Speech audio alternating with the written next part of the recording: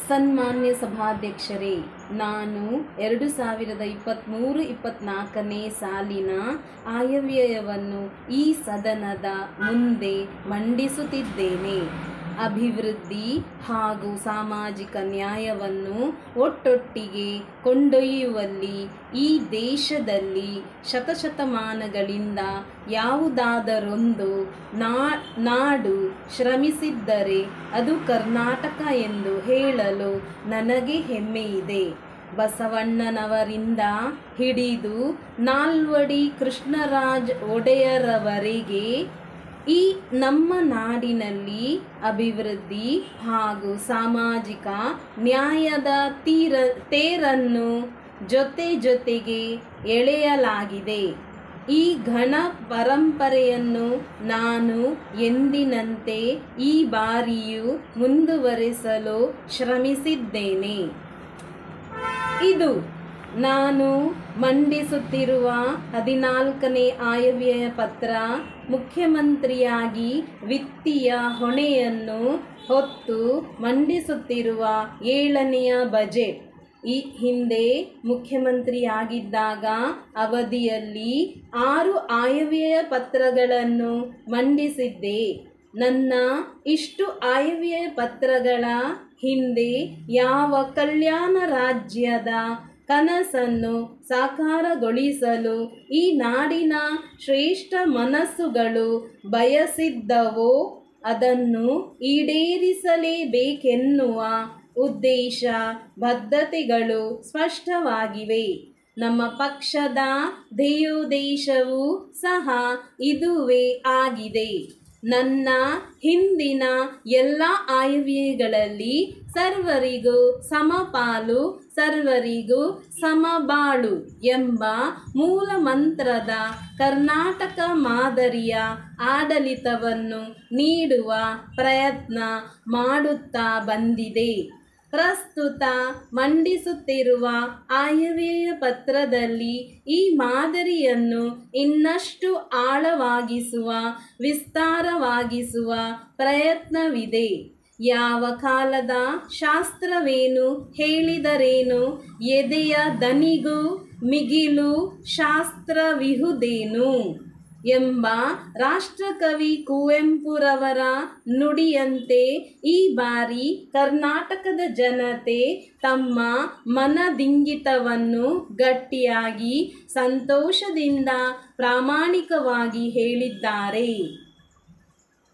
ಈ ನಾಡಿನ ಜನತೆ ಗಟ್ಟಿ ದನಿಯಲ್ಲಿ ಮಹತ್ವಪೂರ್ಣ ಸಂದೇಶವನ್ನು ಇಡೀ ದೇಶಕ್ಕೆ ಸ್ಪಷ್ಟವಾಗಿ ನೀಡಿದ್ದಾರೆ. ದುಡಿಮೆಯೇ ಗೌರವ, ಎತ್ತಿ ಹಿಡಿಯುವ ತುಡಿತ, ಎಲ್ಲರ ಒಳಿತಿಗೆ ದುಡಿಯುವ ಕನಸು, ಮುಕ್ತ ವಾತಾವರಣದಲ್ಲಿ ಬದುಕುವ ಭರವಸೆ, ಸಾಮಾಜಿಕ ನ್ಯಾಯ ಹಾಗೂ ಸಮತೆ, ಸಮಾನತೆಯ ಮೇಲಿನ ಹಕ್ಕಿನ ಪ್ರತಿಪಾದನೆಯು ಕನ್ನಡಿಗರ ಅಪೇಕ್ಷೆಗಳ ಅಭಿವ್ಯಕ್ತಿಯಾಗಿದೆ. ಕುಟುಂಬ ಪೋಷಣೆ, ಸಾಮಾಜಿಕ ಸಾಮರಸ್ಯ ಹಾಗೂ ಆರ್ಥಿಕ ಸಮೃದ್ಧಿಯ ಆಶಯದೊಂದಿಗೆ ಸಮಾಜ ನಿರ್ಮಾಣ ಸಾಮಾನ್ಯ ಕನ್ನಡಿಗರ ಬದುಕಿನ ಹಾದಿಯಾಗಿದೆ. ಕರ್ನಾಟಕದ ಜನತೆಯ ಮುಂದೆ 2023-24ನೇ ಸಾಲಿನ ಆಯವ್ಯಯವನ್ನು ಮಂಡಿಸುವ ಈ ಸಂದರ್ಭದಲ್ಲಿ ಸರ್ಕಾರದ ಮೂಲ ಧ್ಯೇಯೋದ್ದೇಶಗಳನ್ನು ಜನರ ಮುಂದೆ ಪ್ರಸ್ತಾಪಿಸಲು ಬಯಸುತ್ತೇನೆ. ರಾಜ್ಯದ ಮಾನವ ಹಾಗೂ ಆರ್ಥಿಕ ಸಂಪನ್ಮೂಲಗಳ ಅತ್ಯುತ್ತಮ ನಿರ್ವಹಣೆ ಮತ್ತು ಆ ಮೂಲಕ ದಕ್ಷ ಆಡಳಿತ ಹಾಗೂ ಹಣಕಾಸಿನ ಸ್ಥಿರತೆಯನ್ನು ಸಾಧಿಸುವುದು ನಮ್ಮ ಸರ್ಕಾರದ ಗುರಿಯಾಗಿದೆ. ಇದರಲ್ಲಿ ಪ್ರಮುಖವಾಗಿ ಕಾನೂನು ಸುವ್ಯವಸ್ಥೆ ಕಾಪಾಡುವುದು, ಸಾಮಾಜಿಕ ಸೇವೆ, ಮೂಲಸೌಕರ್ಯ ಒದಗಿಸುವುದು, ಸಮಾಜದ ದುರ್ಬಲ ವರ್ಗಗಳ ಕಲ್ಯಾಣ, ಪರಿಸರ ಸಂರಕ್ಷಣೆ, ಆರ್ಥಿಕ ಅಭಿವೃದ್ಧಿಗೆ ಉತ್ತೇಜನ, ರೈತರ ಏಳಿಗೆ, ಸಂಪನ್ಮೂಲಗಳ ನ್ಯಾಯಯುತ ಹಂಚಿಕೆ ಮತ್ತು ಸಮಾನ ಅವಕಾಶಗಳ ಸೃಜನೆ ಮಾಡುವುದು ನಮ್ಮ ಆದ್ಯತೆಯಾಗಿರುತ್ತದೆ. ಇಂತಹ ಸಂದರ್ಭದಲ್ಲಿ ಗಿರೀಶ್ ಕಾರ್ನಾಡರ ಯಯಾತಿ ನಾಟಕದಲ್ಲಿನ ಈ ಸಾಲುಗಳು ನನಗೆ ನೆನಪಾಗುತ್ತವೆ. ಬೆಳಕಿಲ್ಲದ ಹಾದಿಯಲ್ಲಿ ನಡೆಯಬಹುದು, ಆದರೆ ಕನಸುಗಳಿಲ್ಲದ ಹಾದಿಯಲ್ಲಿ ನಡೆಯಲಿ ಹೇಗೆ?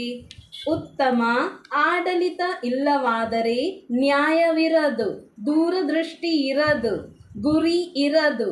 ಕರ್ನಾಟಕದ ಜನತೆಗಾಗಿ ಕನಸುಗಳೇ ಇರಲಾರವು. ರಾಜ್ಯವು ಅಂಧಕಾರ ಅನ್ಯಾಯದಿಂದ ತತ್ತರಿಸಿತು. ಒಂದೆಡೆ ಪಟ್ಟಭದ್ರ ಹಿತಾಸಕ್ತಿಯಿಂದ ಕೂಡಿದ ಬಂಡವಾಳಶಾಹಿಗಳು ಮೆರೆದರೆ, ಇನ್ನೊಂದೆಡೆ ಜನಸಾಮಾನ್ಯರು ಮೂಕವೇದನೆ ಅನುಭವಿಸುತ್ತಿದ್ದರು. ಮಾರಕ ಸಾಂಕ್ರಾಮಿಕ ನಮ್ಮನ್ನು ಕಾಡಿದಾಗ ದುರಾಡಳಿತ ಹಾಗೂ ಭ್ರಷ್ಟಾಚಾರ ಸಾರ್ವಜನಿಕರಿಗೆ ಎರವಾಯಿತು. ಈ ಕತ್ತಲು ಇದೀಗ ಅಂತ್ಯ ಕಂಡಿದೆ. ರಾಜ್ಯದ ಮಹಾಜನತೆ ಈ ಬಾರಿ ಕಾಂಗ್ರೆಸ್ ಪಕ್ಷಕ್ಕೆ ಮತ ನೀಡಿ ಕಾಂಗ್ರೆಸ್ ಪಕ್ಷವನ್ನು ಗೆಲ್ಲಿಸಿ ಅವರ ದೃಢ ಸಂಕಲ್ಪ ಮತ್ತು ಪ್ರಜ್ಞಾವಂತಿಕೆ ಪ್ರದರ್ಶಿಸಿದ್ದಾರೆ. ರಾಜ್ಯದ 7 ಕೋಟಿ ಕನ್ನಡಿಗರ ಈ ಅಪಾರ ನಂಬಿಕೆಯನ್ನು ಎತ್ತಿ ಹಿಡಿಯಲು, ಉಜ್ವಲ ಭವಿಷ್ಯವನ್ನು ನಿರ್ಮಿಸಲು, ಭಾರತೀಯರ ಕನಸುಗಳಿಗೆ ರೆಕ್ಕೆ ಮೂಡಿಸುವ ನಿಟ್ಟಿನಲ್ಲಿ ನಮ್ಮ ಸರ್ಕಾರ ಶ್ರಮಿಸಲಿದೆ. ನಾನು ಸಾಮಾಜಿಕ ನ್ಯಾಯ ಹಾಗೂ ಪ್ರಜಾಪ್ರಭುತ್ವದ ಮೌಲ್ಯಗಳಲ್ಲಿ ದೃಢ ವಿಶ್ವಾಸ ಹೊಂದಿದ್ದೇನೆ. ನಮ್ಮ ಸರ್ಕಾರವು ಸಂವಿಧಾನದ ಆಶಯಗಳಂತೆ ಸಮಾಜವಾದಿ, ಜಾತ್ಯತೀತ, ಪ್ರಜಾಸತ್ತಾತ್ಮಕ ಮೌಲ್ಯಗಳ ಹಾದಿಯಲ್ಲಿ ಕೆಲಸ ಮಾಡಲಿದೆ. ಈ ಸಂದರ್ಭದಲ್ಲಿ ಡಾಕ್ಟರ್ ಬಾಬಾ ಸಾಹೇಬ್ ಅಂಬೇಡ್ಕರ್ ಅವರು ಪ್ರತಿಪಾದಿಸಿರುವ ಸಾಮಾಜಿಕ ನ್ಯಾಯ, ಸ್ವಾತಂತ್ರ್ಯ, ಸಮಾನತೆ ಮತ್ತು ಸೋದರತ್ವದಲ್ಲಿ ನಂಬಿಕೆಯನ್ನು ಮರುಸ್ಥಾಪಿಸಲು ನಾವು ಬದ್ಧರಾಗಿದ್ದೇವೆ ಎಂದು ಪುನರುಚ್ಚರಿಸಲು ಇಚ್ಛಿಸುತ್ತೇನೆ. ನಮ್ಮ ಪಕ್ಷದ ಚುನಾವಣಾ ಪ್ರಣಾಳಿಕೆಯಲ್ಲಿ ಕರ್ನಾಟಕ ರಾಜ್ಯವನ್ನು ಪ್ರಜ್ಞಾಪೂರ್ವಕವಾಗಿಯೇ ಸರ್ವ ಜನಾಂಗದ ಶಾಂತಿಯ ತೋಟ ಎಂದು ಉಲ್ಲೇಖಿಸಿದ್ದೇವೆ. ಏಕೆಂದರೆ ನಮಗೆ ವೈವಿಧ್ಯತೆ, ಎಲ್ಲರ ಒಳಗೊಳ್ಳುವಿಕೆಯಲ್ಲಿ ವಿಶ್ವಾಸವಿದೆಯೇ ಹೊರತು ಸರ್ವಾಧಿಕಾರಿ ಮನೋಭಾವದಲ್ಲಿ ಅಲ್ಲ. ನಾವು ವಿಭಿನ್ನ ಚಿಂತನೆಗಳನ್ನು ಒಗ್ಗೂಡಿಸಬೇಕೇ ಹೊರತು ಭಯದ ವಾತಾವರಣದಲ್ಲಿ ಬದುಕುವುದಲ್ಲ. ಅಲ್ಲದೆ ಪರಸ್ಪರ ಅವಲಂಬನೆಯೊಂದಿಗೆ ಸಾರ್ವಜನಿಕ ಹಿತಾಸಕ್ತಿಯ ವಿಷಯಗಳ ಮೇಲೆ ಪರಿಣಾಮ ಬೀರುವ ತೀರ್ಮಾನಗಳನ್ನು ನ್ಯಾಯಯುತವಾಗಿ ಕೈಗೊಳ್ಳಲು ಬದ್ಧರಾಗಿದ್ದೇವೆ. ಭೇದ ಭಾವ ತೋರುವುದು ಅಥವಾ ಧ್ರುವೀಕರಣ ಅಥವಾ ಸಮಾಜವನ್ನು ಒಡೆಯುವುದು ನ್ಯಾಯಯುತವಲ್ಲ. ನ್ಯಾಯವೆಂದರೆ ನಿಷ್ಪಕ್ಷಪಾತ, ಸಹಾನುಭೂತಿ. ನ್ಯಾಯವೆಂದರೆ ಅವಕಾಶ, ವಂಚಿತರಿಗೆ ಹೆಚ್ಚಿನ ಅನುಕೂಲ ಒದಗಿಸುವ ಮೂಲಕ ಆರ್ಥಿಕ ಸಮಾನತೆಯನ್ನು ನಿವಾರಿಸುವುದು ಆಗಿರುತ್ತದೆ. ದಿನಾಂಕ 1 ಆಗಸ್ಟ್ 2021 ಹಾಸನದ ಮಲಬಾರ್ ಜ್ಯುವೆಲ್ಲರ್ನ ಮಾಲೀಕರಾದ ಸತ್ಯನಾರಾಯಣರವರು ಚಿಕ್ಕಮಗಳೂರಿನ ರಂಜಿತಾ ಜ್ಯುವೆಲ್ಲರ್ಸ್ನ ಮಾಲೀಕರಾದ ಶ್ರೀಮತಿ ರಂಜಿತಾರವರಿಗೆ ಬರೆದ ಪತ್ರ. ಮಾನ್ಯರೇ, ತಮ್ಮ ದಿನಾಂಕ 15 ಜುಲೈ 2023 ಪತ್ರ ಬಂದು ತಲುಪಿತು. ಸದರಿ ಪತ್ರದಲ್ಲಿ ನೀವು ಸೂಚಿಸಿರುವಂತೆ ನಿಮ್ಮ ಮಾರಾಟ ಪ್ರತಿನಿಧಿಯು ನಮ್ಮ ಮಾರಾಟ ಮಳಿಗೆಯ ಸುವ್ಯವಸ್ಥೆ ಹಾಗೂ ಗಳಿಸಿರುವ ಅಪಾರ ಗ್ರಾಹಕರ ಬಗ್ಗೆ ತೃಪ್ತಿಯನ್ನು ವ್ಯಕ್ತಪಡಿಸಿರುತ್ತಾರೆ.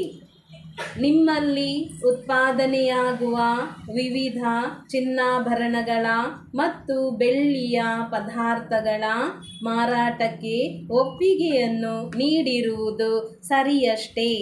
ಅಲ್ಲದೆ ನಿಮ್ಮ ಹಲವು ಚಿನ್ನಾಭರಣ ಹಾಗೂ ವಜ್ರಾಭರಣಗಳ ನಮೂನೆಗಳ 3 ದಿನಗಳ ಪ್ರದರ್ಶನವನ್ನು ನಮ್ಮ ಮಳಿಗೆಯಲ್ಲಿ ಏರ್ಪಡಿಸಿದಾಗ ನಮ್ಮ ಅನೇಕ ಗ್ರಾಹಕರು ಚಿನ್ನಾಭರಣಗಳ ಮತ್ತು ವಜ್ರಾಭರಣಗಳ ಮಾದರಿಗಳಿಗೆ ಮನಸೋತು ಸ್ಥಳದಲ್ಲೇ ಅವುಗಳ ಖರೀದಿಗೆ ಆಸಕ್ತರಾಗಿದ್ದು ಮುಂಗಡವಾಗಿ ಇನ್ನೂ ಹೆಚ್ಚಿನ ಆಭರಣಗಳಿಗೆ ಬೇಡಿಕೆ ಇಟ್ಟಿರುತ್ತಾರೆ.